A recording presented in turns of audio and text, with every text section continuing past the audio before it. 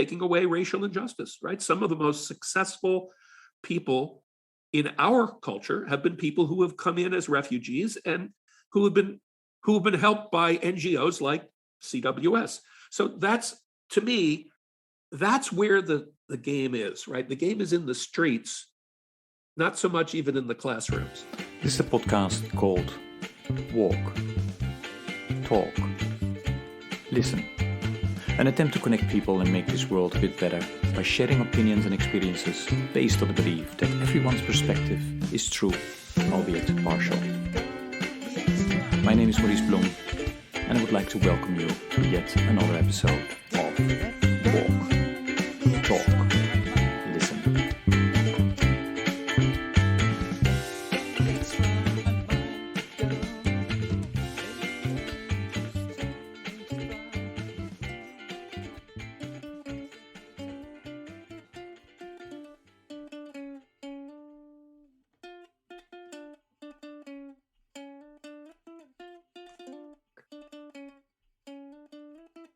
Okay, good day, everybody. This is yet another episode of the podcast Walk, Talk, Listen. And as always, I'm delighted with today's guest, who will introduce himself. Marshall, please go ahead.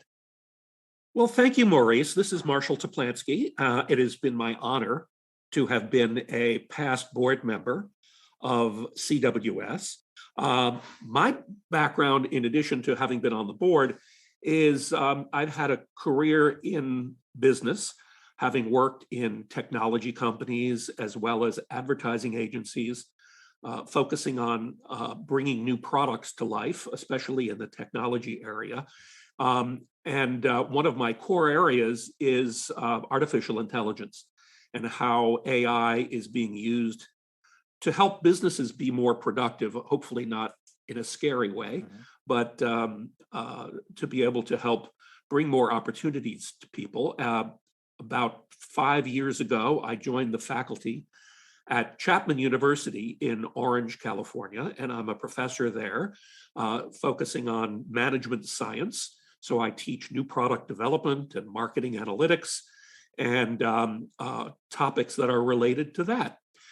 And it's also been my pleasure to have joined Maurice on his 100-mile walks.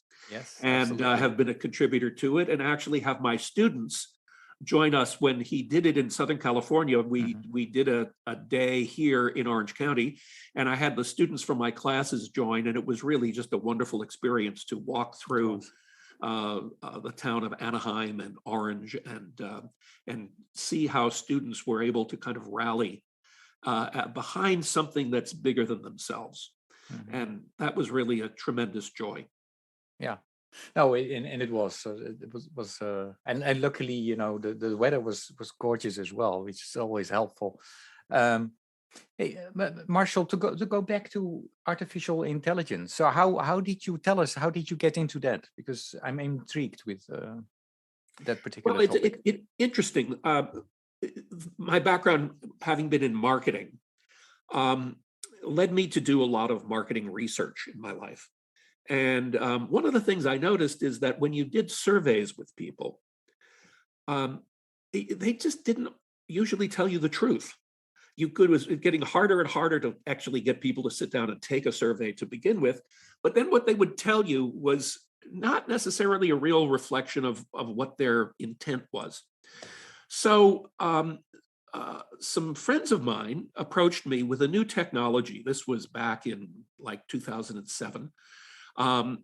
Where what they would do is look at millions of comments that were being posted on social media. At the time, it was mostly Twitter and blogs. Of course, now it's everything.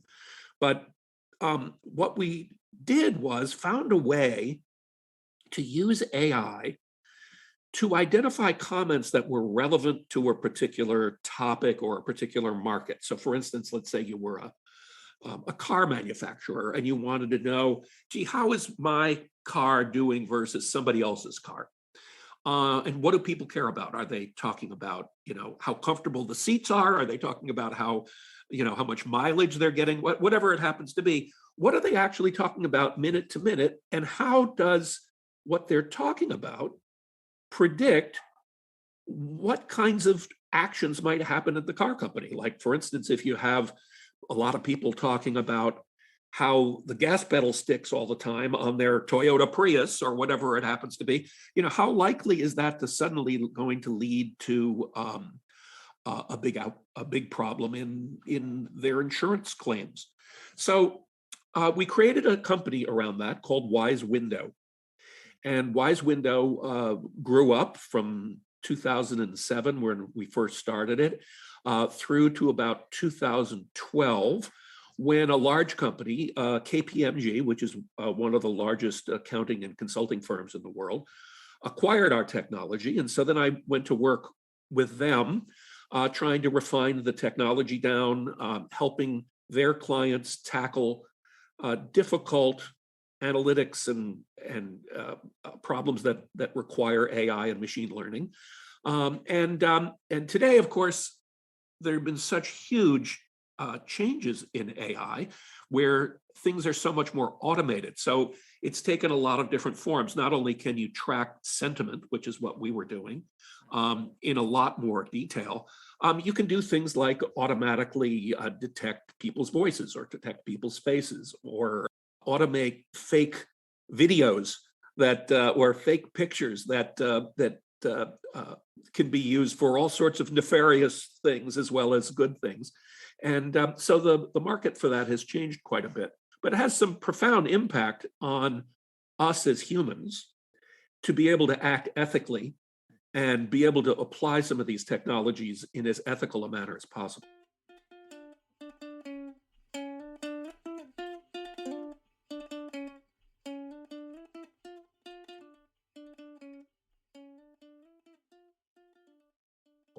It's quite interesting what you bring up, because I think, at least when I speak with a lot of my friends and acquaintances about artificial intelligence, there is a lot of fear around that. People are afraid that our world will be taken over by robots. Right. And so I think what you mentioned, is extremely important. But it's interesting, Maurice. The people are afraid of AI because they think of it from all the science fiction that they see. They see, movies like Ex Machina and all these things where robots go awry. But the bulk of AI work is actually not about creating artificial life or artificial anything. It's about what I call the avoidance of natural stupidity, as opposed to the creation of artificial intelligence. If you think about what's really going on out there, for millions of years, humans have been using their judgment and using whatever they can glean from the outside environment to make decisions. And so there's a lot of variability in the kind of decisions that people make. What AI is doing is trying to take all of the data, all of the information that has led to decisions in the past, kind of codify that in a way, and be able to make decisions more predictably for the future, and basically say, oh, look, instead of having 75% of your decisions be based on your gut feel, why don't you look at what actually worked in the past? And let's get a computer, since there's so much data there, let's get a computer to see what patterns were successful versus which patterns weren't successful. And that's really what is running AI, right? So you want to be able to say, for instance, hey, here's a train or here's an airplane engine, and it's acting in a particular way. And the computers are recognizing that the sensors that are built into those machines are picking up patterns that have led to a failure. And so let's let everybody know early that, oh, you know what, this airplane engine is having trouble, or before you actually, get into a crash, or this train wheel needs to be changed so we avoid a derailment. That's the kind of world that I think AI will be largely in. The stuff that we think about with like Ultron or Commander Data from Star Trek is referred to as artificial general intelligence. Artificial general intelligence is probably 100 to 200 years into the future, if it happens. There's a lot of complexity to dealing with trying to mimic the human brain and actually improve on it. There's just a lot of permutations and combinations of millions of variables that interact with each other that unless you had significantly more powerful computers and significantly more powerful pattern recognition, just not going to happen. So, this world, for instance, of quantum computing that people are just now starting to implement in a very rudimentary way. 50 to 100 years from now, quantum computers will be powerful enough to maybe start to deal with all of that complexity. In the meantime, it's not going to be, we don't have anything to worry about from Ultron yet.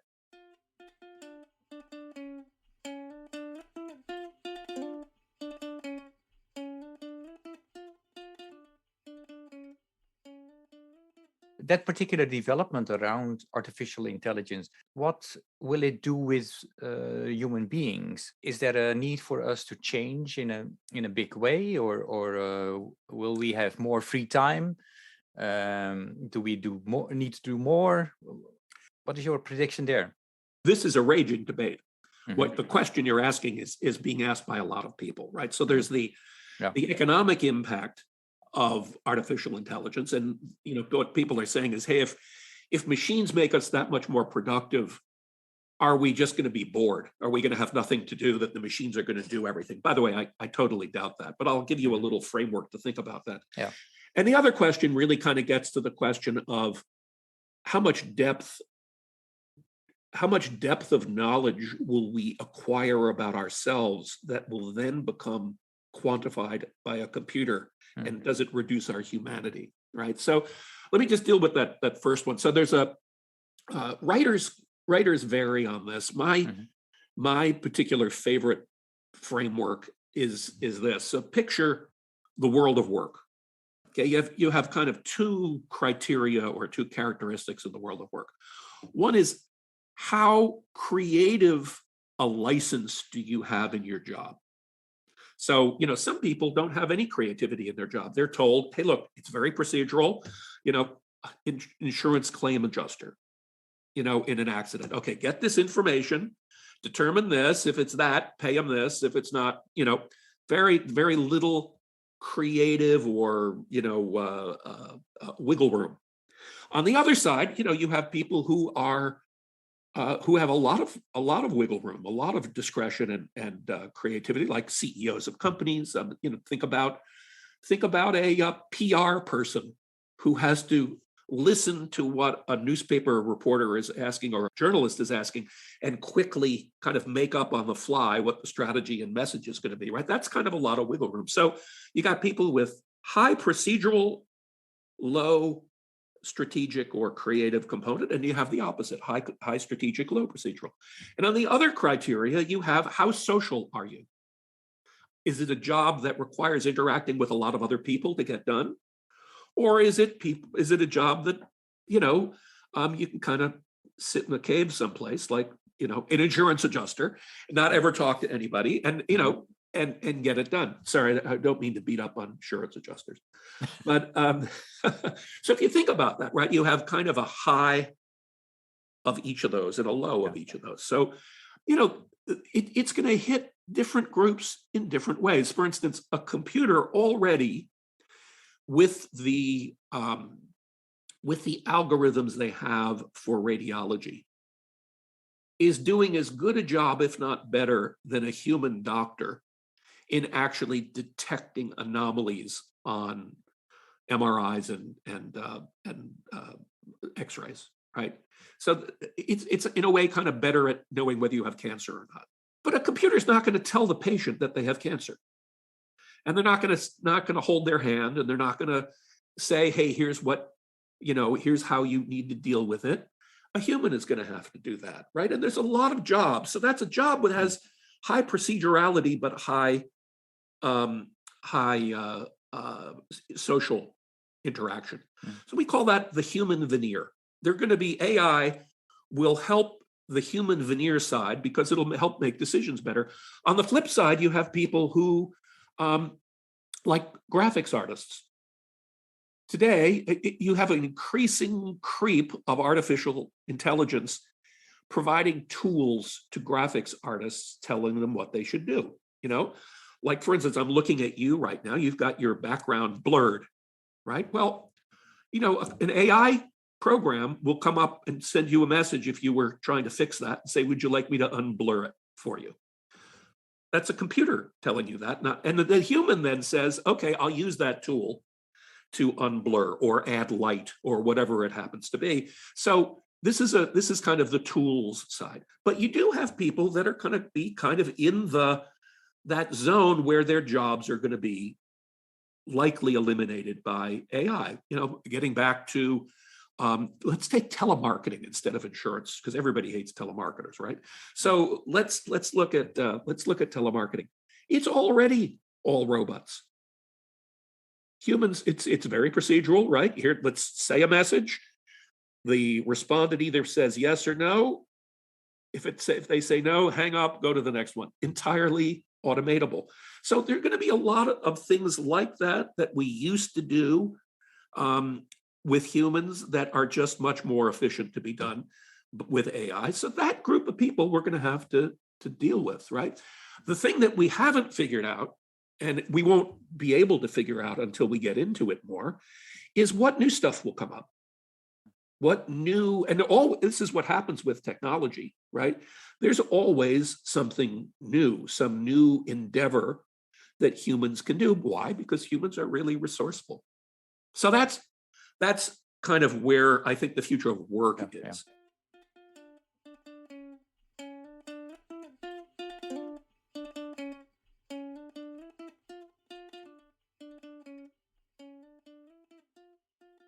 You want to talk about the more philosophical side about humans? So for everybody listening, I am a huge fan of a philosopher named Yuval Noah Harari, who is an Israeli philosopher who's written some great books. First one was Sapiens.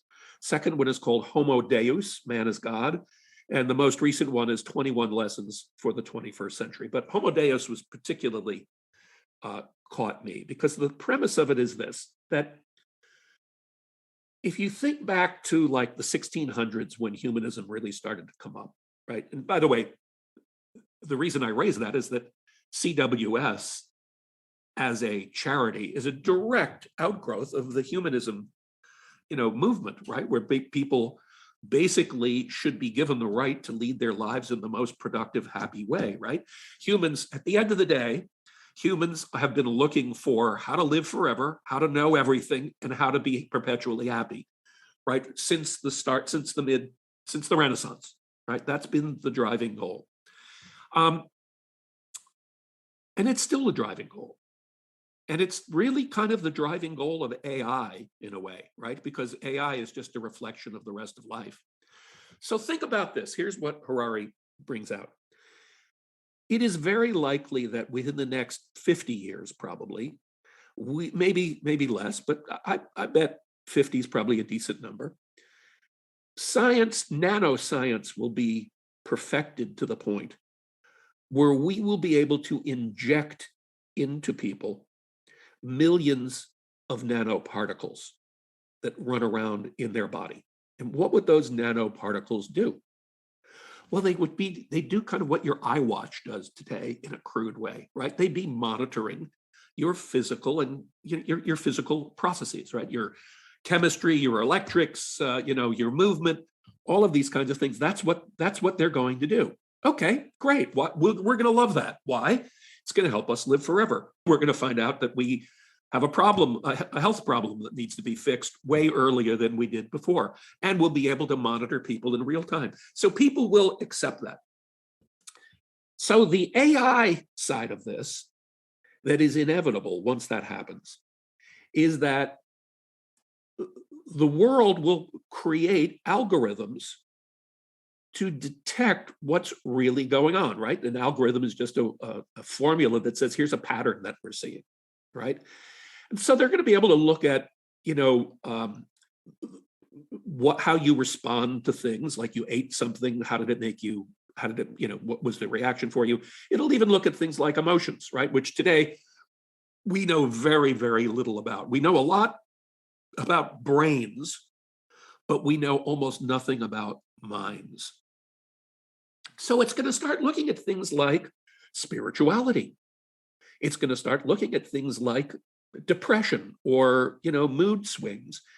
And eventually, and this is kind of getting down toward that artificial general intelligence thing, you're going to have algorithms that are going to be able to say, oh, I see some chemical stuff going on in your body. I think you're about to have a depressive episode, or you are depressed at the moment. You need to go do such and such a thing. Well, how do we deal with ourselves today? Today, we've all been taught that we have or ought to have an authentic inner voice, right? That tells us, okay, here's what you're really about. Here's the truth about you. This is what you really want to do, right? By the way, interestingly, that notion came out of the humanism movement of the 1600s, right? 1600s. Before that, you didn't know yourself, only God knew you, right? And so in a very real way, people have used this notion of humanism and the authentic inner voice as a way of replacing God in their lives, right? Because God was not really knowable. You're knowable. You've got your inner voice inside. So that's an interesting kind of spiritual question. Okay. So the question that Harari poses is this. When we get to the point where the AI algorithms and the pattern recognition that's built into your body as it's sensing everything knows you better than your inner voice, what's going to happen to us? What's going to happen to us? By the way, what happens if they network that information? So that information isn't just available to you, which it really can't be, because it has to be available to everybody in order to do an accurate, you have to get a lot of reads, right? You have to get a lot of data points about comparing you to other people in order to be able to be reliable about saying, yeah, I'm depressed or I'm ecstatic or whatever it is, right? So that's going to happen. So if that big network that's driven by AI that understands what's happening to humans at this very, very, personal level, and it's more reliable than your inner voices in saying, this is what you're going through, what does it mean for humanity? What does it mean to be human, right? To err is human, to forgive is divine, right? But what that means is that error is part of humanity. What happens if you suddenly become error-free because you know everything? Very, very interesting philosophical question. And so that's the reason why he named his book Homo Deus, right? Man as God. Because what does God do? God knows everything, lives forever, is eternal, and is perpetually happy, never unhappy. Well, maybe.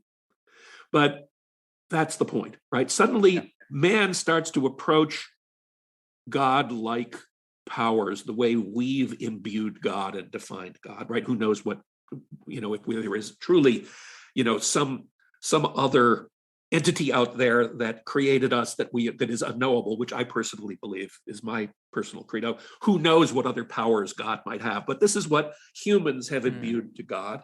So it's a very interesting question.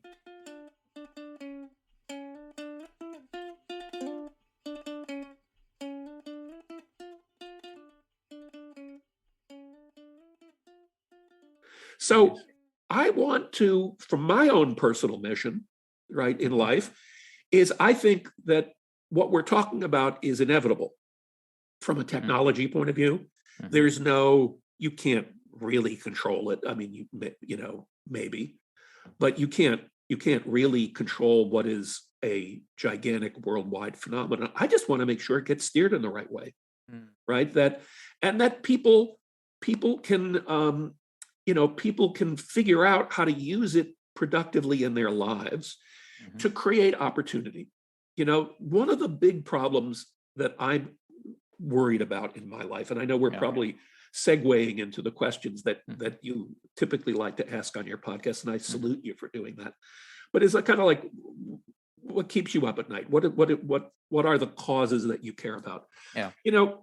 From my point of view, society has always progressed by providing opportunity to people. What I see is happening right now is such a concentration of wealth such a huge inequality of income and opportunity that I'm very concerned about that. And so I want to find ways of leveling the opportunity playing field.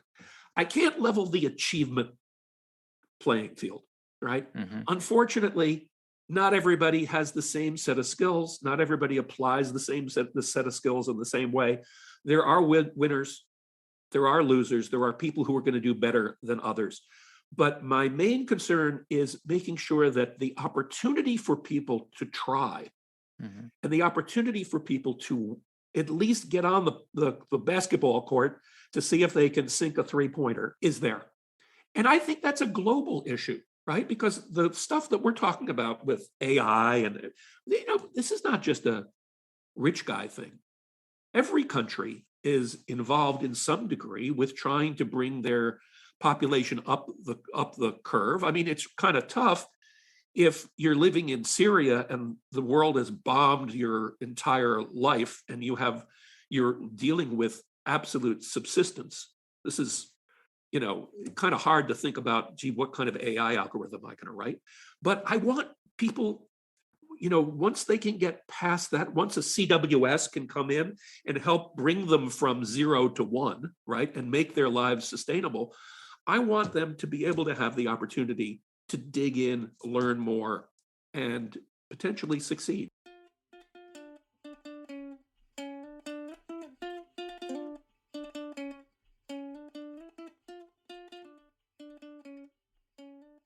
Thanks for sharing that, Marshall. For me, when I'm listening to you explaining about artificial intelligence and where this might go, it reminds me also on discussions that I have with many of my guests, and also when I walk, is about spirituality, is about religion. What do you believe in? What do you think we are on this earth? And you might like this question that I'm going to ask, because you teach for a lot of young people, so you interact a lot with this next generation.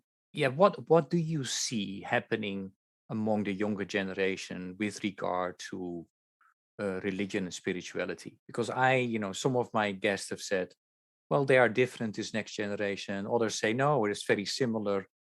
Maybe, their urge to access institutionalized religion is different than in the past. What do you see in your community?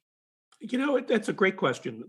The students that I work with, to a person actually, are looking for a level of meaning in their lives, right? They don't know really where to get it, but they're looking for a level of meaning. So like the first thing that I hear from students is, look, I don't want to be tied up in my job and be a careerist to the same degree that people in my generation would be, or for people in your generation would be. I want to make sure that I always carve out some work-life balance. Well, why is that? Because they're looking for something in their non-work life that has some genuine meaning to them, right? The issue that I have is that many people are turning to things that have no meaning, that I worry about. I worry about people getting sucked into online gaming. I get worried people were getting sucked into the Tower of Babel that defines the social media environment. Kind of worried that they're getting sucked into a fake virtual world, as opposed to really sitting down and thinking, what does humanity need? Some people are getting enthralled with religion. That is something that they write. Personally, I think there's a big difference between spirituality and religion, and so I see that some people are embracing formal religion and formal religious practices as a way of creating community for themselves, which is good, by the way. I think that's fine. It's nice to have community, right? It's nice to not be alone.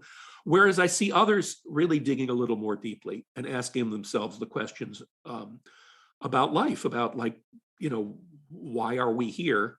Where are we going? I think that is that latter more spirituality, what you would call spirituality? Yeah, the latter I would say is what I would label as spiritual. Okay. One of the things that I think is triggering it for those people who do take it up is climate change.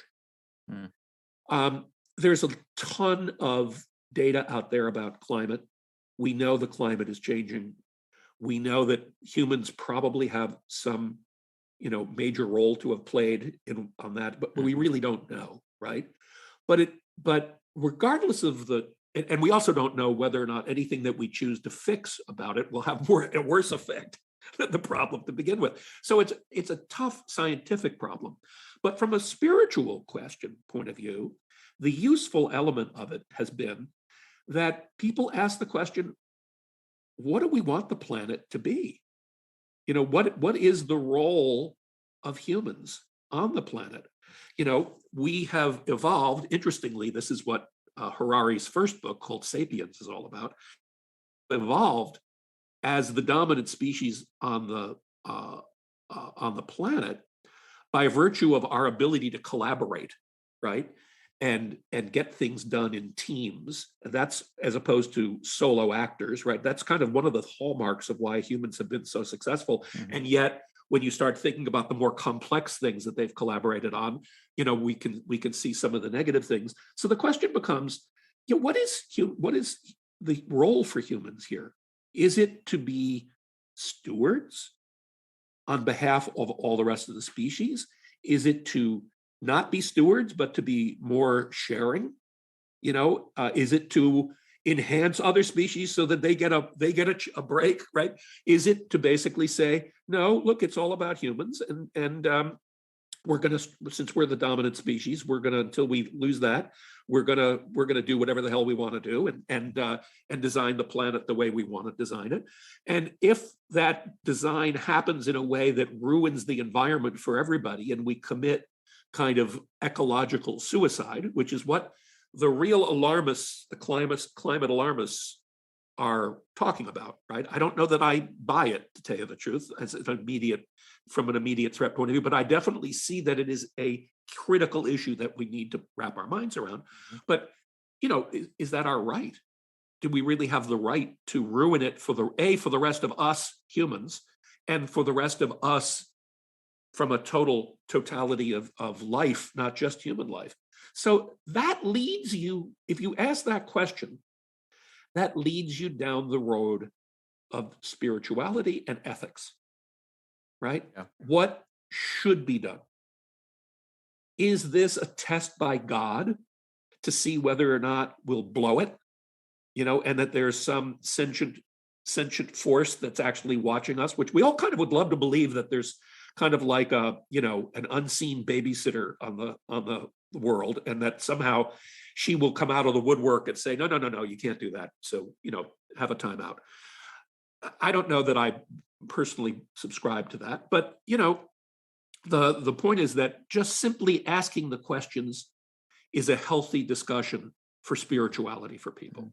And I see that happening among young people, because they're worried. They're worried that, like, what does this all mean?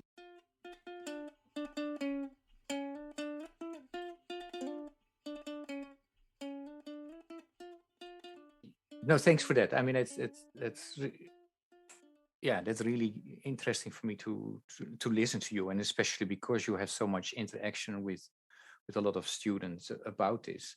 So when I listen carefully to you, I hear you, mentioning a lot of worries you see happening with this world.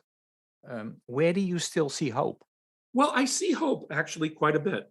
I'm not a hopeless person, and the reason is that I really believe in the creativity of human beings. What I notice with my students, and what I've noticed out throughout my career, is a creative solution always presents itself. Whether it's in crisis or not, right? You put people together and you say, okay, start thinking about how to solve this problem, and you get creative solutions. It's oftentimes solutions that you wouldn't have expected, right? And those solutions aren't unidimensional. They come from multiple sources, right? They come from thought experiments that just completely change the way you put together the fundamental structure of the world, all the way up to applications for and new technologies that that people wouldn't have thought about before. And it only comes from ping-ponging ideas of others in a social way. I mean, take quantum computing as an example, right? Quantum computing came about because of the intersection of two basic ideas, right? Computing and quantum physics. Those two things didn't necessarily go together. And it now will present itself in the application of that in ways that have nothing to do with any of those, right? It'll be something like, oh, here's how we do a much better job of recognizing climate disasters before they become disasters. I'm hopeful about that. I think that if you can and that's why I don't worry about mass unemployment and things like that with AI, even though that's kind of the dystopic view, right? That's led us down some science fiction roads. I don't buy that. I think humans are going to be more creative than that. And we may have crises that will precipitate creativity, but I don't think that we will lose our creativity unless we beat opportunity out of people, which could happen in a world, one of the issues I have with cancel culture, as an example, is the negative side of cancel culture is that the people who get canceled stop participating. Now, you may not want nutcases, that you've canceled to participate in the way that, but you know what? Just the presentation of an antithesis, right, of an opposite point of view is what creates the opportunity for a synthesis. So that's the thing that I worry about, is that if everybody starts to do groupthink and everybody starts to just focus on confirmation bias, to only listen to the things that confirm their hypotheses, we'll lose creativity as a species. I think that's the part that I don't really like. And so, if you were to ask me, well, what would I go do a 100-mile walk for? Yeah. I would go do a 100-mile walk for the old Beatles song, Come Together. We can't continue to have mutually assured destruction of ideas on each side. We can't, this polarization, as detestable as some of the ideas are to people on each side of the cancel culture thing are, we can't insulate ourselves into a world where there's only, quote, right thinking, because if there's not wrong thinking, you'll never end up with new thinking.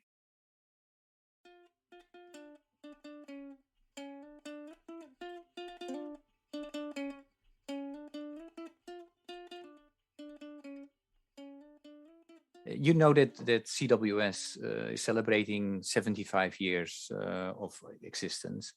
And that is also a time where we reflect on, how did we do? And an important one is around racial justice issues, So questions that we are asking, how did we do in the past? How are we doing now? What should we do in the future? The question that I have for you, though, is if you look at the NGO sector as a whole, and it's difficult to generalize, I know that, but I'm going to ask you anyway. How do you think the NGO sector did and is doing around the issue of racial justice? It's a very good question. I'm not sure that it's had a measurable impact. I think that if you take NGOs to also include people who are advocates for racial justice, I think the success that one can point to is elevating the discussion and making people aware that there is racial injustice, right? of people who never really thought about it before, who never thought that there was, right? They might have been living in their own bubble. Obviously, people who are on the receiving end of racial injustice experienced it every day. So now what's probably the measurable part of it is that I think people do recognize how unjust the world has been. And this gets back to my point about opportunity, by the way, which is, opportunity has not been presented because of racial injustices. The problem is that in order to fix racial injustice, you need to fix the inside of people's heads, not just what they speak. And that's not something that is a short-term fix. And it's also not something that, in my mind, is even addressable through things like curriculum in universities or in high schools. Yes, it's important to understand and highlight and be sensitive to these things. But the real fix has to come through people interacting positively with people across the spectrum, whether it's economic inequality, racial inequality, ethnic inequality. The only way this problem is going to get solved is person to person. So if NGOs can facilitate interaction with people, and by the way, this is where I applaud CWS, right? By being, CWS's role, in addition to being able to help people in their home countries get through crises, one of the things that CWS has done is be able to help people who come here socially integrate with other people who are in America. Well, that breaks down stereotypes, that helps with taking away racial injustice, right? Some of the most successful people in our culture have been people who have come in as refugees and who have been helped by NGOs like CWS. So to me, that's where the game is, right? The game is in the streets, not so much even in the classrooms, right? So I think that's how you're going to change people's minds who have what we would think of as negative preconceived notions.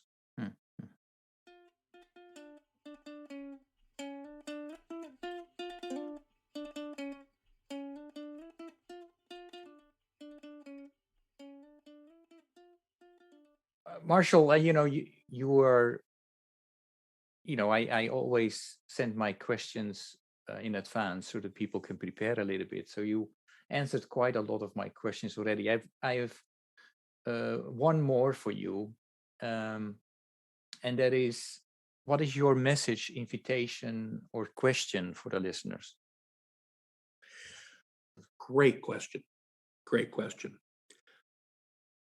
What can you do in your personal life to reach out and listen with genuine interest to an alternative point of view?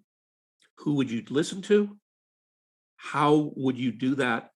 And how would you integrate what people's points of view that may be divergent from yours? How would you analyze and integrate that into your life? I think that's the question people should be asking themselves. Great. That's a great a question to the listeners. I'd like to thank you. It's we know each other for quite a long time, and I, every time we have a conversation, I continue to learn, and this was really an interesting conversation we did not have before. So it was great. Thank you so much for your willingness to be part of my podcast.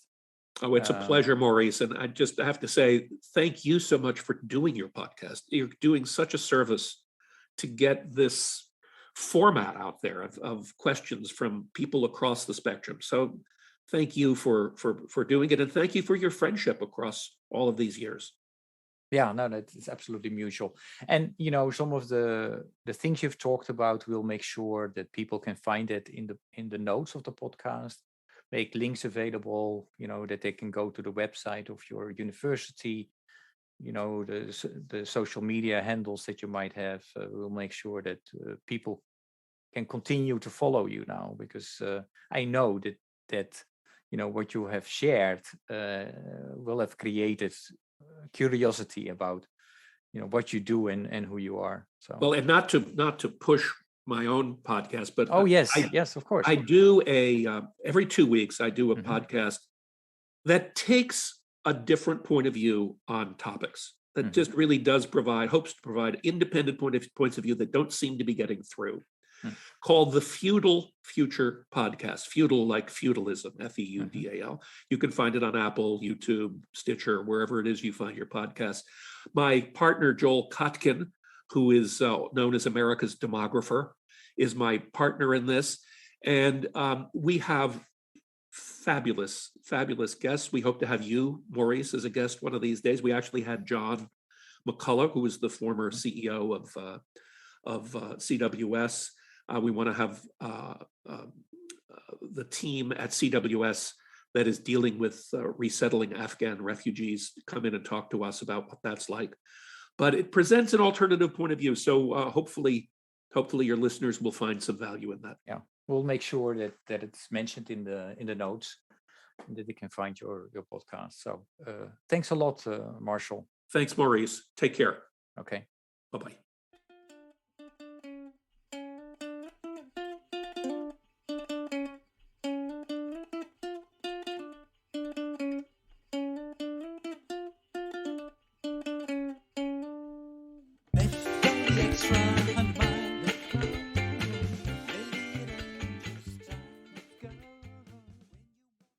Thank you for listening to Walk, Talk, Listen. Please check us out on 100mile.org or follow us on Facebook or Instagram. I just finished the 10th 100-mile walk, and I really encourage you to check out our website 100mile.org to see how you can still contribute to this campaign. Thank you.